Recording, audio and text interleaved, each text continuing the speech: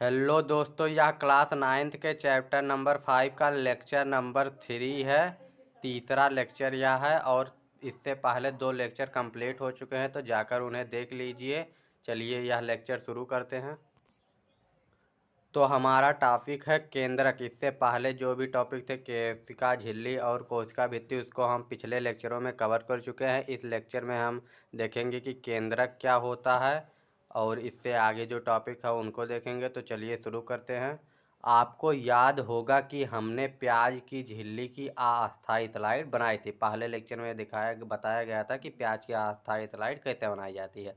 हमने इस झिल्ली पर आयोडीन या सेफ्रामाइन, वहाँ पे सेफ्रामीन या सेफ्रामाइन जो भी कहें, उसका उपयोग किया गया था, या आयोडीन, दोनों मतलब चाहे जिसका उपयोग कीजिए। आयोडीन की बूंद डाली थी। क्यों?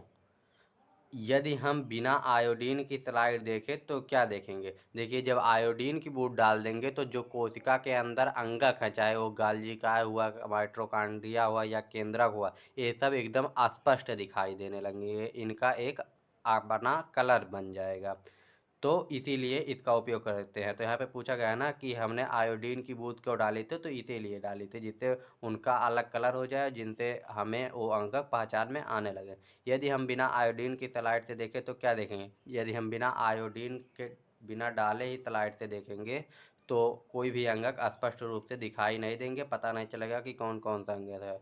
प्रयत्न करो और देखो कि क्या अंतर दिखता है। यही अंतर दिखेगा कि उसमें स्पष्ट रूप से दिखाई देंगे और जो आयोडीन वाला हो नहीं होगा उसमें स्पष्ट रूप से नहीं दिखाएंगे। जब हमने आयोडीन का घोल डाला तो क्या प्रत्येक कोशिका समान रूप से रंगीन हो गई? तो जब हमने आयोडीन का घोल डाला तो क्या प्रत्येक कोशिका समान रूप से रंगीन हो गई? कोशिकाएं समान रूप से रंगीन नहीं होंगी। कुछ अंग होंगे जो गहरे रंगीन हो जाएंगे, कुछ कम रंगीन होंगे। तो इसी प्रकार से होगा। देखिए आगे देखते हैं। कोशिका के विभिन्न भाग रासायनिक संगठन के आधार पर विभिन्न रंगों में से रंगे जाते हैं। जो कोशिका के विभिन्न भाग हैं वो रासायनिक संगठन के आधार पर विभिन्न रंगों से रंगे जाते हैं। कुछ क्षेत्र अधिक गहरे हो जा प्रतीत होते हैं और कुछ कम। देखिए यहाँ पे कुछ अधिक गहरे हो जाएंगे और कुछ कम। कोशिका को रंगने के लिए हम आयोडीन विलयन कहते हैं सेफ्रानिन या मेथिलीन ब्लू। देखिए यहाँ पर था ना कि सेफ्रानिन या मेथिलीन ब्लू, यानी दोनों जो हैं एक प्रकार के रसायन है का विलयन का भी उपयोग कर सकते हैं। चाहे आयोडीन का उपयोग करें या सेफ्रानिन का या मेथिलीन ब्लू का, तीनों एक ही काम करेंगे।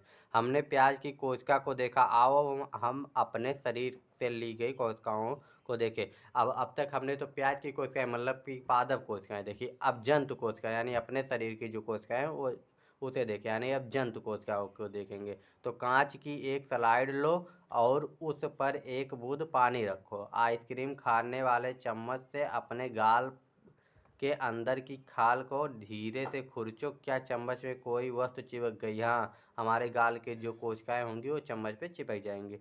सुई की सहायता से इसे स्लाइड पर समान रूप से फैला कर रखो। इसे रंगने के लिए एक बूंद मेथिलीन की डालो। सूक्ष्मदर्शी द्वारा अवलोकन के लिए स्लाइड तैयार है। अब इसको कवर स्लिप से रखना ना भूलें। हम क्या देखते हैं? हम जब उसको सूक्ष्मदर्शी से देखेंगे तो उसमें बहुत सारी जंतु की कोशिकाएं, मतलब हमारी जो गाल के चमड़ा होता है उसकी जो कोशिकाएं होती है वो दिखाई देंगी।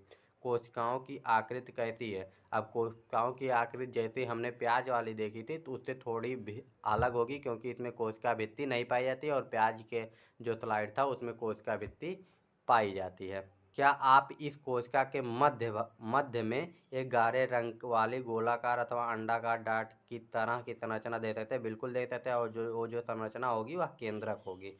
जी, इस संरचना को केंद्रक कहते हैं। देखिए यहाँ पे दिया भी गया कि इस संरचना को केंद्रक कहते हैं। क्या इसी प्रकार की संरचना प्याज की झिल्ली में भी थी? हाँ बिल्कुल, केंद्रक चाहे वो जंतु कोशिका हो या पादप कोशिका हो, दोनों में पाई जाती है।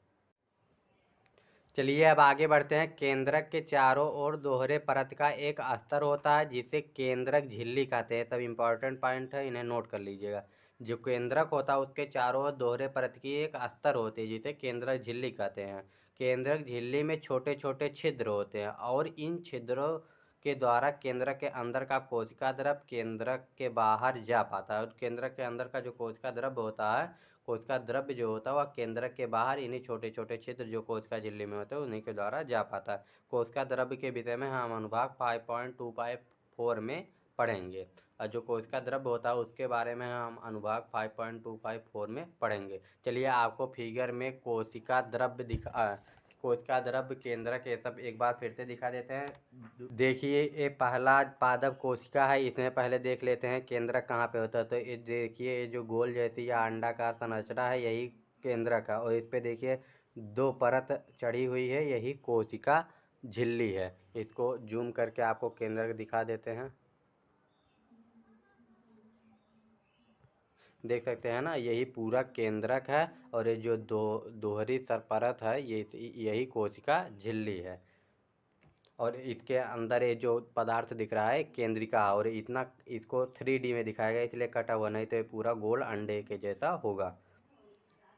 अब देख लेते हैं कि जंतु कोशिका में किस प्रकार है। अब ये जंतु कोशिका उसमें देख लीजिए केंद्रक है, और इसके बाहर जो दोहरी परत है वही है। अब इसमें देख लीजिए यही केंद्रक है, ये जो है एक केंद्रक है, केंद्रक है। इसको देखिए, इसको भी जूम करके देख लीजिए। इसके अंदर के सभी कोशिकांग है, धीरे धीरे आगे इनके बारे में पढ़ेंगे तो इनको भी धीरे धीरे आप सब जान जाएंगे क्या होती हैं। तारकाय हो गया, जीवद्रव्य झिल्ली हो गया, राइबोसोम हो गया, खुदरी अंतःप्रद्रव्य जालिका, एंडोप्लाज्मिक रेटिकुलम, जिसे कहते हैं कोशिका द्रव्य, जो अंदर हरा है, ये सभी यहाँ पे कोशिका द्रव्य पूरे में भरे होते हैं। चिकनी अंतःप्रद्रव्य जालिका, खुदरी अंतःप्रद्रव्य जालिका, केंद्रिका क्या होती है, जो केंद्र के अंदर थोड़ा सा पदार्थ है, इसे ही केंद्रिका कहते हैं। तो चलिए अपने बुक पे चलते हैं। तो केंद्रक में क्रोमोसोम होते हैं जो कोशिका विभाजन के समय छड़ाकार दिखाई देते हैं। अब जब केंद्रक को पूरा एकदम से जूम करके देखेंगे, उस फिगर में तो था नहीं तो उसमें दिखाई देंगे क्रोमोसोम यानी गुणसूत्र पाए जाते हैं, जो कोशिका विभाजन के समय छड़ाकार दिखाई देते हैं। और जब कोशिका विभाजित होकर एक कोशिका से, मतलब मान लीजिए एक कोशिका से विभाजित होकर 2 कोशिकाएं बनाएगी, तो उस समय ये छड़ाकार दिखाई देते हैं। क्रोमोसोम में आनुवांशिक गुणों की जो सूचना होती है वो माता पिता से डीएनए का फुल फॉर्म क्या होता है, डीऑक्सी राइबो न्यूक्लिक अम्ल, यानी डीऑक्सी राइबो न्यूक्लिक एसिड अणु के रूप में अगली संतति में जाते हैं। अब यहाँ पे देखिए बहुत इंपॉर्टेंट लाइन है, क्रोमोसोम में आनुवांशिक गुणों की जो सूचना होती है। अब क्रोमोसोम में जो आनुवांशिक यानी जो अपने माता पिता से पाए हैं सूचनाएं, यानी जो कि हाथ कैसे बनेगा, पैर कैसे बनेगा, वो माता पिता से डीएनए अणु के रूप में, वो जो माता पिता से संतान को प्राप्त होता है वो डीएनए के द्वारा ही, यानी वो डीएनए ही होता है, यानी एक सूचना जो होती है वो डीएनए के अणु के रूप में ही अगली संतति में जाते हैं। क्रोमोसोम डीएनए तथा प्रोटीन के बने होते हैं। अब ये जो गुणसूत्र यानी क्रोमोसोम इंग्लिश शब्द है, इसका हिंदी होता है गुणसूत्र। तो ये जो क्रोमोसोम है ये डीएनए का तथा प्रोटीन के बने होते हैं। अब जो क्रोमोसोम होता है डीएनए या प्रोटीन के बने होते हैं। डीएनए अणु में कोशिका के निर्माण व संगठन की सभी आवश्यक सूचनाएं होती हैं। और जो डीएनए होता है, इसको ध्यान से देखिए, ये जो डीएनए होता है इसमें ही कोशिका के निर्माण यानी कोशिका का निर्माण कैसे होगा और उसका संगठन कैसे होगा, सभी आवश्यक सूचनाएं इसी में होती, यानी इसी डीएनए में ही होती हैं कि हाथ कैसे बनेगा, बच्चे का पैर कैसे बनेगा, बच्चे के आँख कैसे बनेगा, सभी सूचनाएं इसी डीएनए में होती हैं। और डीएनए के किस भाग में होती हैं वो देख लीजिए। डीएनए के क्रियात्मक खंड को जीन कहते हैं, और डीएनए में जो भाग होता, जो जीन होता, इसमें सूचनाएं, डीएनए के अंदर जो जीन होगा उसमें सूचनाएं होती है। तो जीन किसे कहते हैं, इसको याद रखिएगा। डीएनए के क्रियात्मक खंड को जीन कहते हैं। जो कोशिका विभाजन नहीं हो रही है उसमें यह डीएनए क्रोमैटिन पदार्थ के, यानी जो कोशिका विभाजित नहीं हो रही है उसमें यह डीएनए क्रोमैटिन पदार्थ के रूप में विद्यमान होता है। क्रोमैटिन पदार्थ के रूप में, जब कोशिका विभाजित नहीं होती उसमें डीएनए क्रोमैटिन पदार्थ के रूप में विद्यमान होते हैं। यानी जब कोशिका विभाजित हो, जो कोशिका विभाजित नहीं, तो अगर पूछा जाएगा कि जो कोशिका विभाजित नहीं होती है उसमें डीएनए किस रूप में विद्यमान होता है, तो वहाँ पर क्रोमैटिन पदार्थ के रूप में विद्यमान होता है। क्रोमैटिन पदार्थ धागे की तरह संरचनाएं होती है। अब क्वेश्चन उठता है कि क्रोमैटिन पदार्थ क्या है, तो क्रोमैटिन पदार्थ जो होते हैं वो धागे की तरह की रचनाओं में के जो क्रोमेटिन पदार्थ होते हैं धागे की तरह की रचनाओं के एक जाल का पिंड होता है। जब कभी भी कोशिका विभाजित होने वाली होती है तब यह क्रोमोसोम में संगठित हो जाता है। यानी जो क्रोमेटिन पदार्थ होता है धागे की तरह एक रचना होती है, धागे की तरह रचनाओं का जाल बना होता है, और जब कोशिका विभाजित होने लगती है तो यह क्रोमोसोम में यानी यह गुणसूत्र में संगठित हो जाता है। गुणसूत्र में डीएनए होते हैं और डीएनए के अंदर जीन होते हैं जहाँ पे सूचनाएं होती हैं। तो ये हो गया कि देखिए क्रोमेटिन पदार्थ होंगे पहले, क्रोमेटिन पदार्थ। अभी ये अगर कोशिका विभाजित जब होने लगेगी तो यह क्रोमोसोम में संगठित हो जाएगा, क्रोमोसोम में संगठित हो जाएगा। अब क्रोमोसोम में जब संगठित हो जाएगा तो इसके बाद क्रोमोसोम में डीएनए होते हैं, और जो डीएनए होते हैं उसमें डीएनए जो होता है उसमें जीन होते हैं। तो एक क्रम याद रखिएगा कि क्रोमेटिन पदार्थ को सरल किया जाएगा तो क्रोमोसोम, उसको सरल की उसके अंदर जाए अगर तो डीएनए, और डीएनए के अंदर जाए तो जीन, और जीन में ही सूचनाएं होती हैं जो माता पिता द्वारा बच्चे को प्राप्त होती है, तभी सूचनाएं जीन में ही होती हैं। चलिए अब हम देख लेते हैं कि जीन की परिभाषा क्या होती है, या जीन के बारे में थोड़ा सा देख लेते हैं। तो जैसे बुक में तो दिया नहीं लेकिन थोड़ा सा देख लेते हैं कि गुणसूत्र पर स्थित डीएनए, जो गुणसूत्र होता है उस पर डीएनए स्थित होता है, पहले ही बता चुके हैं। डीएनए की बनी ओ अति सूक्ष्म रचनाएं, गुणसूत्र पर स्थित डीएनए की बनी ओ अति सूक्ष्म रचनाएं जो आनुवांशिक लक्षणों यानी जो माता पिता से लक्षण प्राप्त होंगे आनुवांशिक लक्षणों को धारण एवं एक पीढ़ी से दूसरी पीढ़ी में स्थानांतरित करती है, जीन कहलाती है। यानी गुणसूत्र पर स्थित डीएनए की बनी ओ अति सूक्ष्म रचनाएं जो आनुवांशिक लक्षणों को धारण एवं एक पीढ़ी से दूसरी पीढ़ी में स्थानांतरण करती है, जीन कहलाती है। कुछ जीवों में कोशिकीय जनन में केंद्रक, जो कोशिकीय जनन है, जो कोशिका एक कोशिका से दो कोशिकाएं बनाती हैं, 2 से 4, महत्वपूर्ण भूमिका निभाती है। कुछ जीवों में जो कोशिकीय जनन है उसमें केंद्रक महत्वपूर्ण भूमिका निभाती है। इस प्रक्रिया में एक अकेली कोशिका विभाजित होकर 2 नई कोशिकाएं बनाती है, यानी एक कोशिका विभाजित होकर 2 कोशिकाएं बनाई। इस कोशिका के विकास व परिपक्वन को निर्धारित करता है। यह कोशिका के विकास व परिपक्व यानी कोशिका का विकास कैसे होगा और कोशिका का परिपक्व कैसे होगा, यही केंद्रक निर्धारित करता है, तथा साथ ही सजीव कोशिका की रासायनिक क्रियाओं को भी निर्देशित करता है। और ये जो केंद्रक होता है यही सजीव कोशिका के जो रासायनिक क्रियाएं होती हैं उसको निर्देशित करता है। चलिए, केंद्रक यानी न्यूक्लियस की खोज रॉबर्ट ब्राउन ने 1831 ईस्वी में की थी, इसको पहले लेक्चर में बता चुके हैं। केंद्रक कोशिका के सभी जैव क्रियाओं का नियंत्रण करता है, यानी कोशिका में जो सभी क्रियाएं होंगी उसका जो कंट्रोल रूम यानी जो नियंत्रण करता है वो केंद्रक ही करता है, इसलिए इसको कोशिका का कंट्रोल रूम कहते हैं। इसको कोशिका का कंट्रोल रूम भी कहते हैं। अब केंद्रक झिल्ली क्या होती है तो इसको भी देख लेते हैं। केंद्रक के चारों तरफ दोहरे परत का एक अस्तर होता है, जो केंद्रक का होता है उसके चारों तरफ दोहरे परत का एक अस्तर होता है, इसको जानते हैं, जिसे केंद्रक झिल्ली कहते हैं। केंद्रक झिल्ली में छोटे छोटे छिद्र होते हैं, इन छिद्रों के द्वारा केंद्रक के अंदर का कोशिका द्रव्य केंद्रक के बाहर जा पाता है, और इन दोनों परतें प्रोटीन एवं वसा के बने होते हैं। और ये जो केंद्रक झिल्ली की दोनों परतें होती हैं वो एक प्रोटीन तथा वसा दोनों से मिलकर बने होते हैं। केंद्रक के 4 भाग होते हैं। पहला केंद्रक द्रव्य, अब पहला केंद्रक झिल्ली हो गया, दूसरा जो है वो केंद्रक द्रव्य है।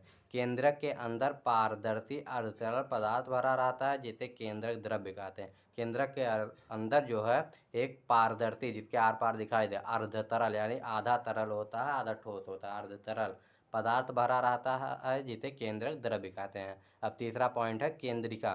केंद्रक में प्रायः 1 से 3 जो केंद्रक होता है उसमें प्रायः 1 से 3 अस्पष्ट गोलाकार सघन रचनाएं होती हैं जिन्हें केंद्रिका कहते हैं। एक केंद्रक में 1 से 3 अस्पष्ट गोलाकार सघन रचनाएं होंगी जिन्हें केंद्रिका कहते हैं। एक किसी झिल्ली के आवरण से घिरे नहीं होते हैं, और ये जो होते हैं किसी झिल्ली के आवरण से घिरे नहीं होते, इसलिए सीधे केंद्रक के संपर्क में रहते हैं। उत्पादन की मशीन कहते हैं। अब जो केंद्रिका होती है इसका मुख्य कार्य राइबोसोम बनाना होता है और उसके लिए आरएनए का संश्लेषण करती है केंद्रिका, जिससे कि जो प्रोटीन के साथ संयुक्त होकर, अब राइबोसोम जो है वो प्रोटीन के साथ संश्लेषित होकर और संयुक्त होकर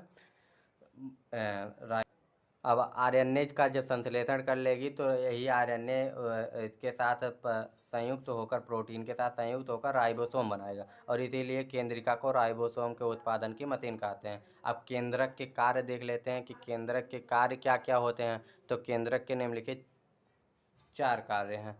तो पहला कार्य हो गया, यह कोशिका के सभी क्रियाओं का नियंत्रण करती है। केंद्रक का जो पहला और मुख्य कार्य हो गया कि यह कोशिका के सभी क्रियाओं का नियंत्रण करती है, यानी बॉस यही है।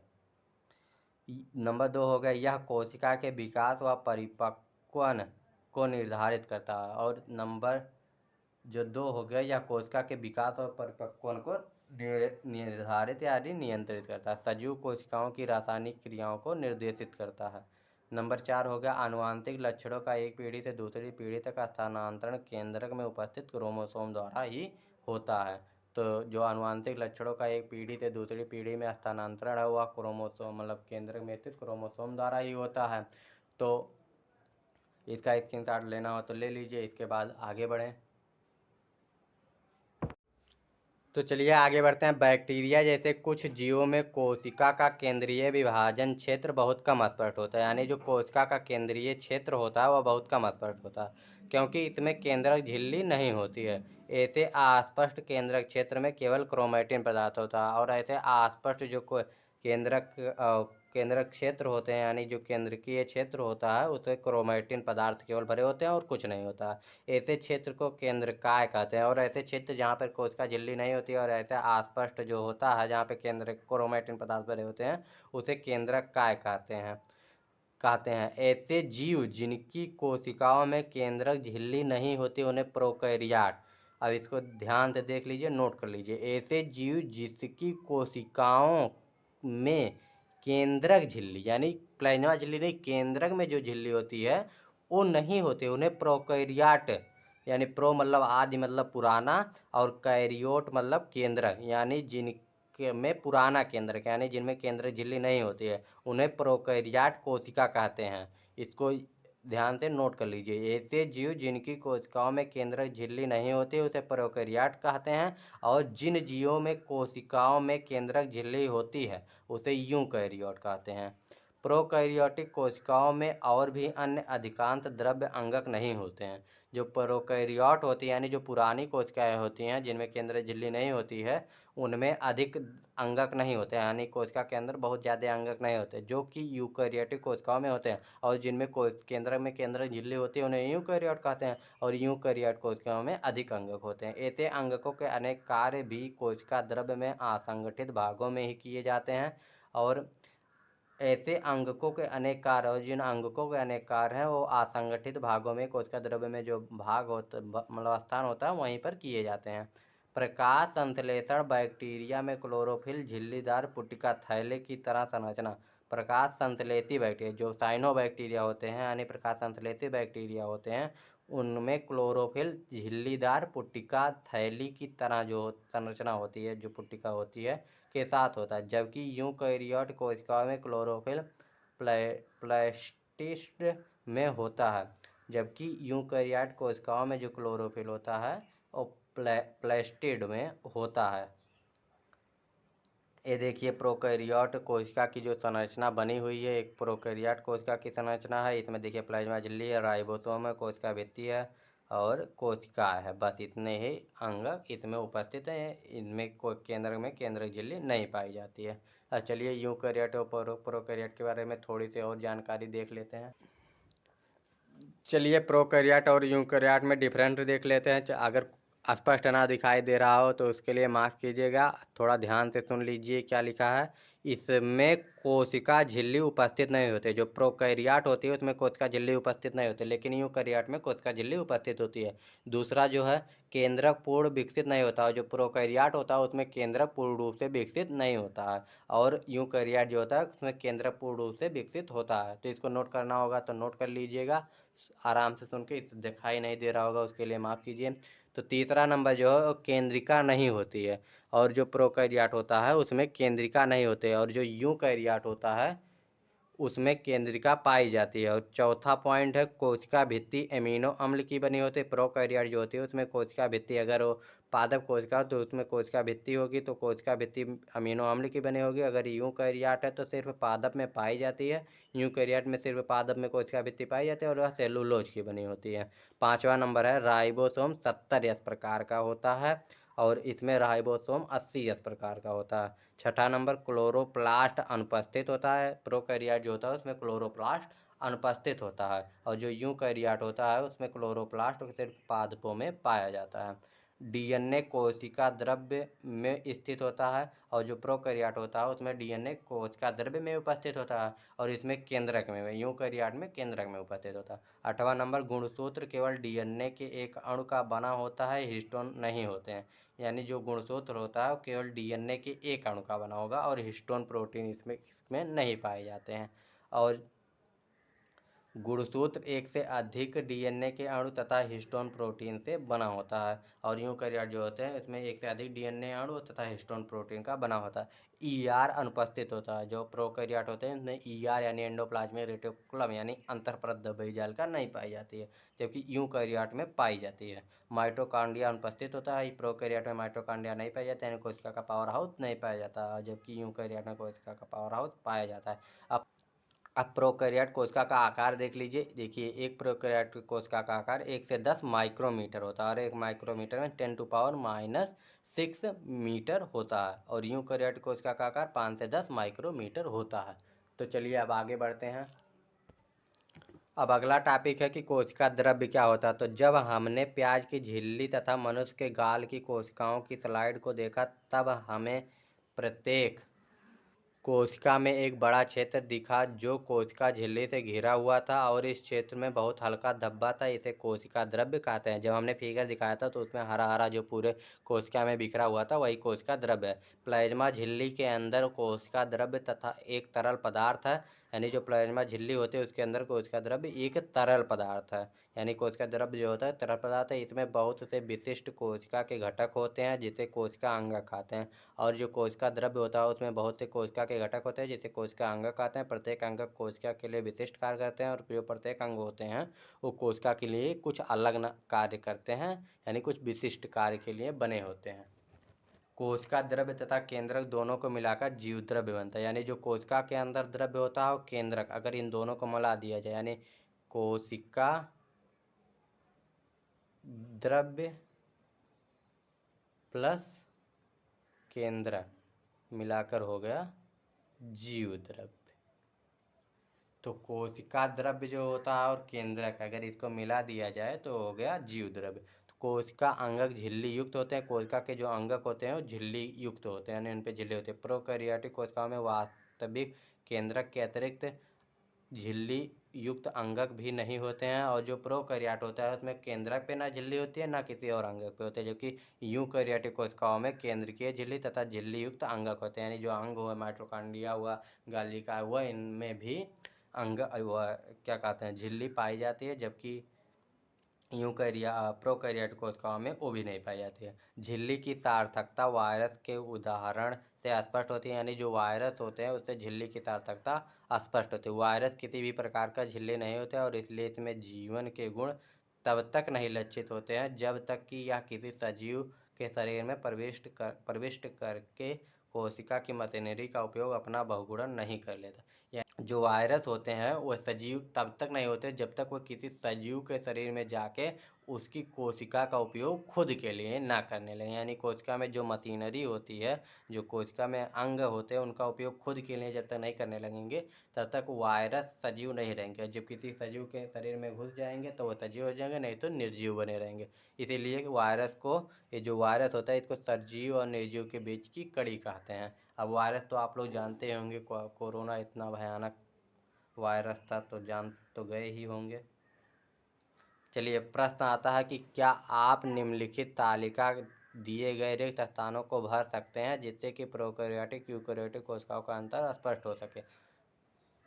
अब देखिए ये तालिका दी गई है, इसको हम नहीं भरेंगे, इसको आप लोग खुद भरेंगे, और इसका भर के इसका फ़ोटो कमेंट में डालेंगे और हम देखेंगे कि कितने लोगों ने सही जवाब दिया है और कितने लोगों ने गलत जवाब दिया है। तो देख लेते हैं एक बार क्वेश्चन का आकार दिया है प्रोकैरियोटिक कोशिका का, यूँ केंद्रीय क्षेत्र दिया है, इसका भी केंद्रीय क्षेत्र दिया है, क्रोमोसोम दिया है, क्रोमोसोम दिया है, इसमें झिल्ली युक्त कोशिकांग अनुपस्थित होते हैं, तो इसमें उपस्थित होते हैं कि नहीं, यही भरना है। इसको भर के आप लोग कमेंट में बताएंगे। चलिए आगे बढ़ते हैं। अगला टॉपिक हमारा है कि कोशिका अंगक क्या होते हैं। तो प्रत्येक कोशिका के चारों ओर अपनी झिल्ली होती है जिसमें कि उसमें स्थित पदार्थ बाह्य पर्यावरण से अलग रहें। अब प्रत्येक कोशिका के चारों ओर अपनी झिल्ली होती है। प्रत्येक कोशिका जो होती है उसके चारों ओर एक झिल्ली होती है, जिसे कोशिका झिल्ली या प्लाज्मा झिल्ली या सेल मेम्ब्रेन कहते हैं। तो जिससे कि पर्यावरण से कोशिका के पदार्थ जो हैं वो अलग रहें।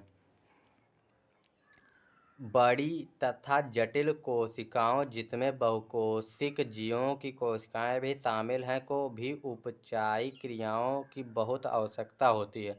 अब जो बड़ी तथा जटिल कोशिकाएं हैं जिनमें बहुकोशिकीय जीवों की कोशिकाएं भी शामिल हैं, जो हम लोग जो हैं वो बहुकोशिकीय जीव हैं और अमीबा एक कोशिकीय जीव हैं। तो ये जो बहुकोशिकीय जीव हों चाहे एक कोशिकीय जीव में उपापचयी क्रियाओं की बहुत आवश्यकता होती है जिससे कि वह जटिल संरचना तथा कार्य को सहारा दे सके। इन विभिन्न प्रकार की उपापचयी क्रियाओं को अलग अलग रखने के लिए एक कोशिकाएं झिल्ली युक्त छोटी संरचनाओं का उपयोग करती हैं और इन जो अंगक होते हैं इनको अलग अलग रखने के लिए छोटी छोटी संरचनाएं अंगों का उपयोग करती हैं। और यह यूकैरियोटिक कोशिकाओं का एक ऐसा गुण है जो प्रोकैरियोटिक कोशिकाओं से अलग बनाती है, यानी उसमें झिल्ली नहीं कोशिका अंगकों में पाई जाती है, इसमें पाई जाती है। तो यही हो गया, यही प्रोकैरियोटिक कोशिकाओं को यूकैरियोटिक कोशिकाओं से अलग बनाता है। इनमें से कुछ अंगक केवल इलेक्ट्रॉन सूक्ष्मदर्शी से ही देखे जा सकते हैं। ये इतने सूक्ष्म होते हैं कि केवल इनमें से कुछ अंगक इतने सूक्ष्म हैं कि केवल इन्हें इलेक्ट्रॉन सूक्ष्मदर्शी से देखा जा सकता है। हम पिछले अनुभाग में केंद्रक के विषय में पढ़ा है। अंतःप्रद्रव्य जालिका, गाल्जी उपकरण, लाइसोसोम, माइटोकॉन्ड्रिया, प्लेटिस्ट जो भी है उसको आप पढ़ लीजिएगा। कोशिका अंगकों के महत्वपूर्ण उदाहरण है जिन पर हम विचार करेंगे, यानी ये सब कोशिका अंगक हैं। अंतःप्रद्रव्य जालिका हुआ, गाल्जी का उपकरण हुआ, लाइसोसोम हुआ, माइटोकॉन्ड्रिया हुआ, प्लेटिस्ट हुआ, कोशिका अंगकों के महत्वपूर्ण उदाहरण है जिन पर हम विचार करेंगे। इसलिए महत्वपूर्ण है क्योंकि ये कोशिकाओं के बहुत निर्णायक कार्य करते हैं, क्योंकि ये कोशिकाओं के बहुत निर्णायक कार्य करते हैं, इसलिए ये महत्वपूर्ण है। चलिए इस लेक्चर में यहीं तक, अगले लेक्चर में फिर मिलते हैं। उसके बाद अंतःप्रद्रव्य जालिका और जो टॉपिक है उनको कवर करेंगे। तब तक के लिए बाय बाय, टेक केयर, जय हिंद, वंदे मातरम।